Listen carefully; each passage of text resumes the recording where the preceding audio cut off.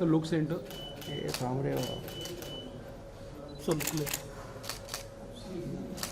Sir look साहेब जरा इकडे ये थोडं पीछे चलो अरे पीछे पाठी एक्सक्यूज मी अशोक सर इकडे सर इकडे इकडे इकडे इकडे centre centre centre one step पुढे येणार काय प्लीज सर सर कल मुझे सिर्फ सर द्या द्या त्यांना फोन द्या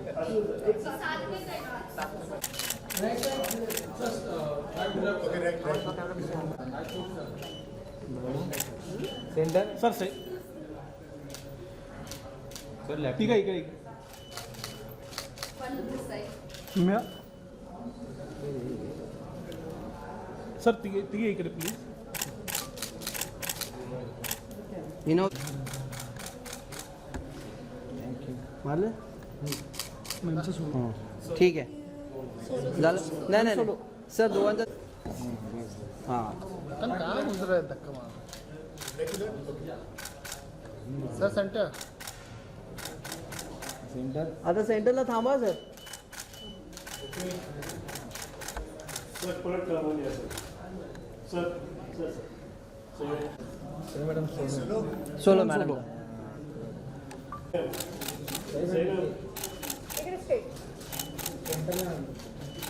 मॅम इथे मॅडम की समोर समोर एकदम समोर तुमचं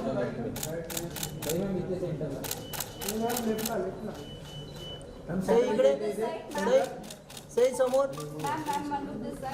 सही मॅम इथेच सेंटर मैम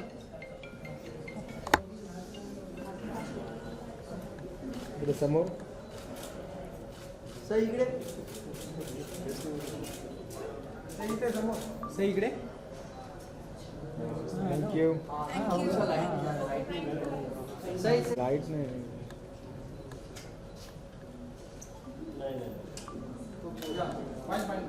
या साईड या साईड या इकडे अजून या पुढे या वन स्टेप पुढे या अजून बस बाप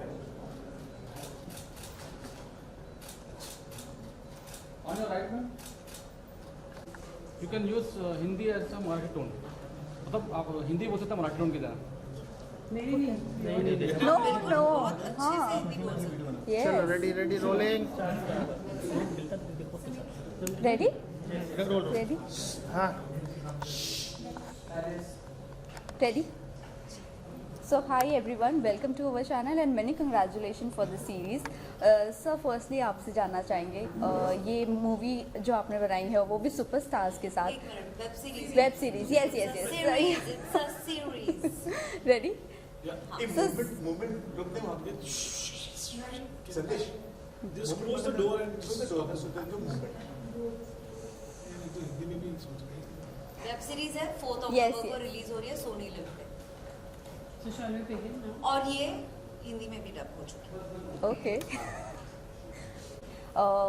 आपने सब सुपरस्टार्स को एक साथ लेकर आए हो और कह सकते हैं आपकी करियर का एक टर्निंग पॉइंट होगा और how was your experience with working with superstars. Turning point मतलब बिगिनिंग पॉइंट ही है लेकिन मतलब ये इस सीरीज में ये लोग हैं ना कि इस सुपरस्टार्स है इसकी वजह से ये अच्छे एक्टर्स है इसकी वजह से. तो हर कैरेक्टर के लिए मतलब सही के कैरेक्टर के लिए सही वाज वेरी एप्ट सभी और मुझे पता है कि वो एक्टर उसके अंदर पोटेंशियल क्या है. आशु सर के साथ मैंने पहले काम कर चुका हूँ वेंटिलेटर के वक्त में एसोसिएट डायरेक्टर था और फिर मकरम and Sonali I have seen them उनका बहुत सारे प्रोजेक्ट्स मैंने देखे हैं. तो उसके बाद मुझे लगा कि ये जो पर्टिकुलर रोल्स हैं उनके लिए यही आर्टिस्ट करेक्ट रहेंगे ना कि सुपरस्टार्स. ओके वेल सही मैम आपसे जानना चाहेंगे कितना चैलेंजिंग आपका किरदार है और हम देख रहे हैं अभी भी आपके टैटूज़ है और बहुत सारे आपने टैटूज़ भी बनाए थे आपके किरदार के लिए. थोड़ा सा वो जानना चाहेंगे आपके किरदार के बारे में. किरदार बहुत चैलेंजिंग था, something that I have not done before. Look wise भी बॉडी लैंग्वेज हो या उसकी भाषा हो सब अलग था. ये तो बस एक्सटर्नल ब्यूटिफिकेशन है। असली ब्यूटी तो आपको 4 अक्टूबर से देखने मिलेगी, Yes. क्योंकि बहुत लेयर्ड परफॉर्मेंस है। क्योंकि ये वेब सीरीज घूमती है ह्यूमन नेचर के कॉम्प्लेक्सिटीज के अराउंड, तो उतने ही सबके कैरेक्टर्स लेयर्ड है, मेरा भी लेयर्ड है। And I can't wait for you all to watch from 4 October. Binge watch करना प्लीज। या श्योर सर, आपसे जानना चाहेंगे एक ऑफिसर का किरदार निभा रहे हो, ऑल्सो यू नो आपने पहले भी मूवीज़ बहुत सारी डायरेक्ट की है, तो इस मूवी में आपने आशीष सर को कितना हेल्प किया हो? Yes sorry, I am so sorry. So series में कितना आपने आशीष सर को हेल्प किया, ऑल्सो यू नो इस किरदार में आपके लिए क्या चैलेंजिंग पार्ट था? सबसे अहम बात है कि पुलिस फोर्स पे जब भी कुछ शो या कुछ फिल्म बनती है तो मेरे लिए वो ख़ास हमेशा एक उसकी ख़ास जगह है, जी क्योंकि मेरे पिताजी भी पुलिस अफसर थे, तो मैंने वो ज़िंदगी देखी है। मैंने किस तरह से उन्होंने 24-24 घंटे काम किया है, ड्यूटीज़ होती थी, तो पता है कि उनका कितना सैक्रिफाइसेस रहे।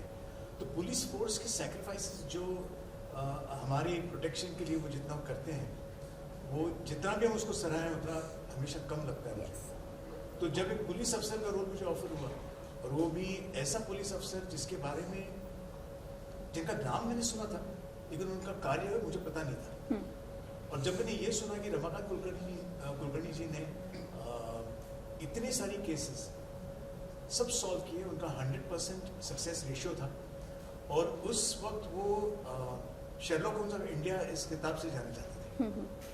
तो मुझे जब पता चला कि मैं महाराष्ट्र में रहते हुए, मुंबई में रहते हुए मुझे इनके बारे में पता नहीं है, तो अगर ये मुझे मौका मिला है कि ये मैं रोल प्ले करूं, तो पहले तो मैं भाग्यशाली हूँ कि रोल मुझे ऑफर हो रहा है, और अगर मैं इसे करता हूँ और ये अगर लोगों तक पहुँचता है तो बहुत ज़रूरी बात है, ताकि सिर्फ महाराष्ट्र ही नहीं, देश भर सारे लोग रमाकांत कुलकर्णी जैसे अफसर को सराहें, उनके बारे में जितनी जानकारी हासिल उन लोगों को वो अच्छा है।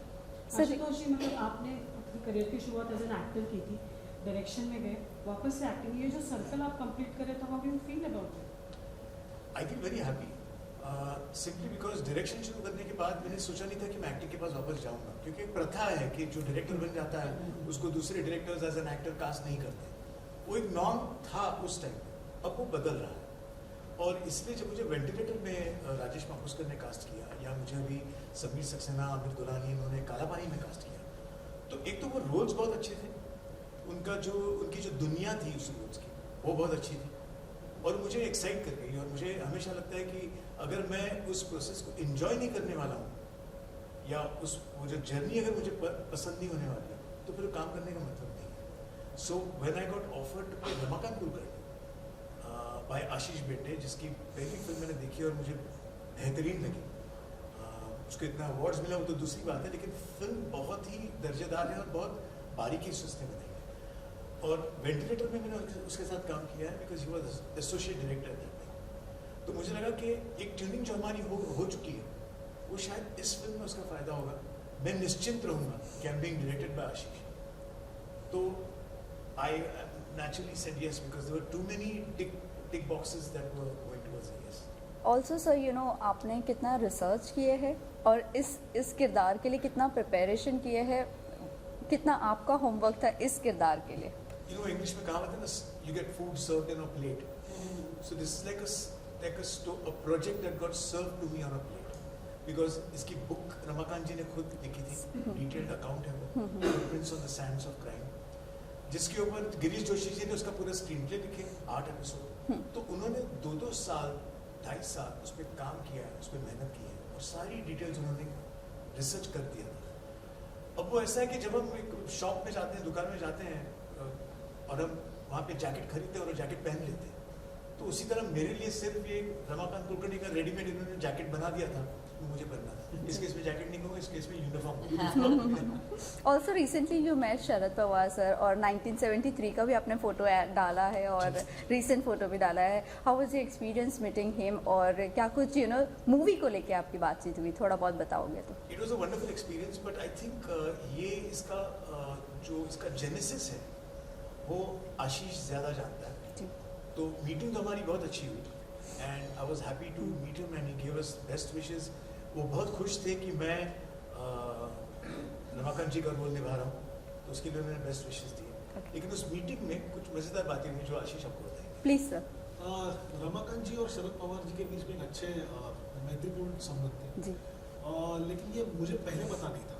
ये रिसर्च के वक्त हमने ये बात जान ली थी, और उसके पहले भी जब रमाकांत जी की वाइफ से हम मिले थे, उनकी फैमिली से जब मिले थे, तब हमें पता चला था कि शरद पवार जी के वो बहुत ही चहेते ऑफिसर थे। ओके। और उन्होंने ही 72 में ये मानवत का केस सुलझाने के लिए उनको वहाँ पे भेजा था मानवत। तो ये सब सीरीज खत्म होने के बाद हमने कहा कि चलो एक चांस लेते हैं, उनके दोस्त के ऊपर अगर एक सीरीज बन रही है तो पूछ के देखते हैं कि हमको आपसे मिलना है। तो उन्होंने कहा आ जाओ। तो हम लोग गए। तो हमें तो लगा था कि 3 मिनट या 4 मिनट हमें बात करने को मौका मिलेगा, लेकिन हम जब बैठे तो आधे घंटे तक हमारी बातचीत चली।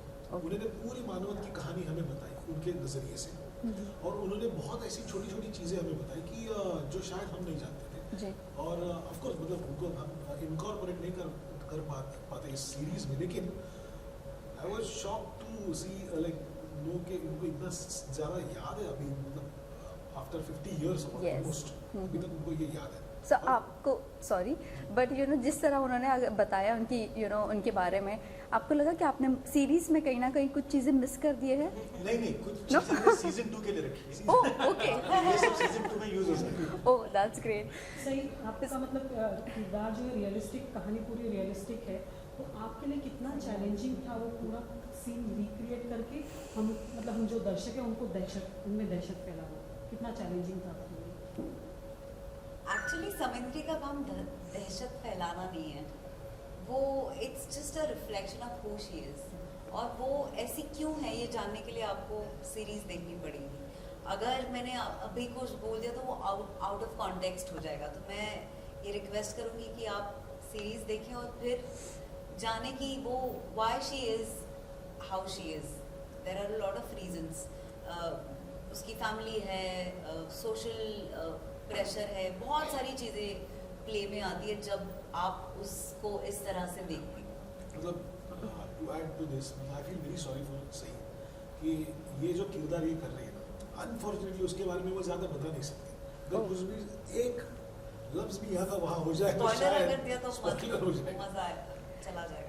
मैम आपसे जानना चाहेंगे, सोनाली कुलकर्णी जी का ऑन स्क्रीन आप सिस्टर का किरदार निभा रहे हो, और सो ये जानना चाहेंगे रियल लाइफ में फ्रेंडशिप या सिस्टर कनेक्शन कितना है आप लोगों का, और क्या आगे देख सकते हैं?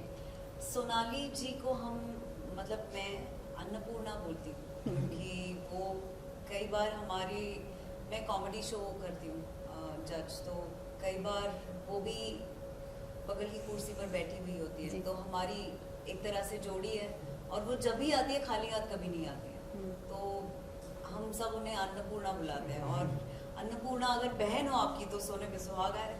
मज़ा ही आ गया उनके साथ काम करके। वेल लास्टली आप जाते जाते फैंस एंड व्यूवर्स को क्या कहना चाहोगे सीरीज के बारे में? ये बहुत दिल से बनाई हुई एक सीरीज है, इसमें बहुत अच्छा मैसेज हम देने की कोशिश करें, लेकिन एट द सेम टाइम ये बिंज वर्दी है। एक मराठी लैंग्वेज में इस तरीके का कंटेंट अभी तक आया नहीं है, और इसे सिर्फ मराठी मत समझिए। मेरे हिसाब से ये नेशनल लेवल में कम्पीट कर सकती है, नेशनल लेवल के लिए बनी हुई सीरीज है। उसको हमने अलग अलग भाषाओं में, जैसे कि हिंदी, तमिल, मलयालम और बंगाली में भी डब किया है।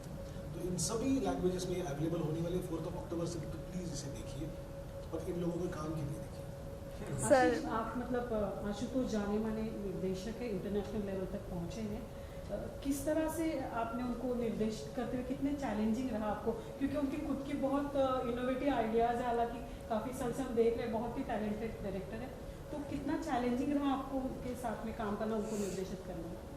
चैलेंजिंग मतलब एक तो वो उनके अंदर जो डायरेक्टर है उनको वो घर पे छोड़ के आते हैं जब ही इज एक्टिंग, और इसकी वजह से, और ही ओबेज लाइक जो भी मैं उनको बता रहा हूँ, अगर उनको कुछ एक आध चीज़ अगर ऐसा लगे कि ये थोड़ा अलग हो सकता है तो वो मैं बहुत मॉडेस्टली बता देंगे। अगर वो मुझे पसंद आ गई तो मैं उसको रखूँगा, और अगर उसके बारे में मेरा कुछ अगर काउंटर आर्ग्यूमेंट होगा कि नहीं सर मुझे लगता है ऐसा है, तो ये sir okay let's go back. तो मतलब ये चैलेंजिंग नहीं था, लेकिन एक चीज बताता हूँ कि जब शूट होता है तो ये आते थे मॉनिटर पे देखते थे और शॉट होने के बाद अगर कुछ शॉट्स में ऐसा हुआ है तो उन्होंने देखा और कहा सुपर, वो super is enough for me. Lastly sir आप और मैम आप क्या कहना चाहोगे फैंस एंड व्यूअर्स को? 4th October, mark your calendars now. Ashutosh जी, मैं तो हमारे जितने हिंदी भाषी ऑडियंसेस हैं जो ये शो देखेंगे, मैं उनसे ये कहूँगा कि प्लीज़ ये शो देखें, बिकॉज ये अगर आप वो देखते हैं और अगर ये शो नेशनल होता है तो मराठी जो भाषा है, मराठी लिटरेचर जो इतना रिच है, एंड मराठी लिटरेचर में इतना सारा साहित्य पड़ा हुआ है जिसके बेसिस पे वेब सीरीज बन सकती है। तो ये पहली वेब सीरीज ऐसी होगी Manvat murders which is going to start this trend. तो अगर आप देखते हैं और आपको पसंद आती है तो it will help Marathi web series to begin again in a big new way. Ashutosh ji, आपकी फिल्म लगान ऑस्कर में जा चुकी है और आपको काफ़ी एक्सपीरियंस है, अभी लापता लेडीज भी जा रही है, तो क्या कहेंगे इस बारे में? एक्चुअली ये सवाल इस मानवत मर्डर्स के बाहर का है। हाँ, फिर भी एक आपका रिएक्शन जानना चाहिए, इनकी फिक्र भी नहीं नहीं, साइंड कमेंट्स है। Thank you so much, thank you and all the very best. Thank you. म्हणजे काय होईल ना